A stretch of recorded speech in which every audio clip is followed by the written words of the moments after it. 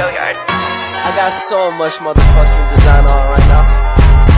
Break it down, bring it back, make it clap. I got 3 old thoughts, new block, wear that thing. Bitches on my line, and you know.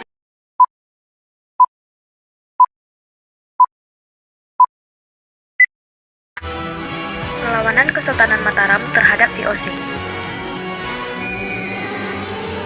Pada masa pemerintahan Sultan Agung, Mataram mencapai masa keemasannya dan bercita-cita untuk menyatukan Sultanat Jawa dan mengusir kekuasaan asing dari bumi Nusantara termasuk VOC.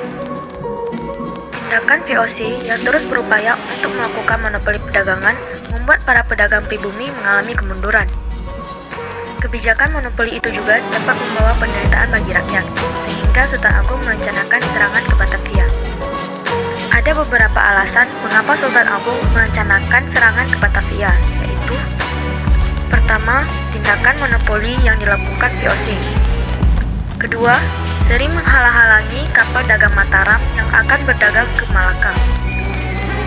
Tiga, VOC menolak untuk mengakui kedaulatan Mataram, dan keberadaan VOC di Batavia telah memberikan ancaman yang serius bagi masa depan Pulau Jawa. Pada tahun 1628, Sultan Agung mempersiapkan pasukan dengan segenap persenjataan dan perbekalan untuk menyerang Batavia. Tetapi kekuatan tentara VOC dengan senjatanya jauh lebih unggul, sehingga dapat memukul mundur lini kekuatan pasukan Mataram. Dengan demikian, serangan pertama yang dilakukan pasukan Mataram terhadap VOC mengalami kegagalan. Setelah gagal di serangan pertama, pasukan Mataram kembali diberangkatkan menuju Batavia pada tahun 1629. Belajar dari kekalahan sebelumnya, Sultan Agung meningkatkan jumlah kapal dan senjata. Ia juga membangun lumbung-lumbung beras untuk persediaan bahan makanan seperti di Tegal dan Cirebon. Persiapan prajurit Mataram pada serangan kedua ini bisa dibilang jauh lebih matang dengan kekuatan yang lebih besar.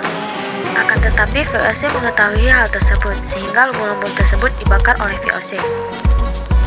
Di Tegal, tentara VOC berhasil menghancurkan 200 kapal Mataram, 400 rumah penduduk, dan membakar lumbung-lumbung beras. Dengan mengandalkan persenjataan yang lebih baik dan lengkap, akhirnya VOC dapat menghentikan serangan-serangan pasukan Mataram. Pasukan Mataram semakin lemah dan akhirnya ditarik mundur kembali ke Mataram. Dengan demikian, serangan Sultan Agung yang kedua ini juga mengalami kegagalan. Setelah Sultan Agung wafat pada tahun 1645, Mataram pun jatuh ke tangan VOC.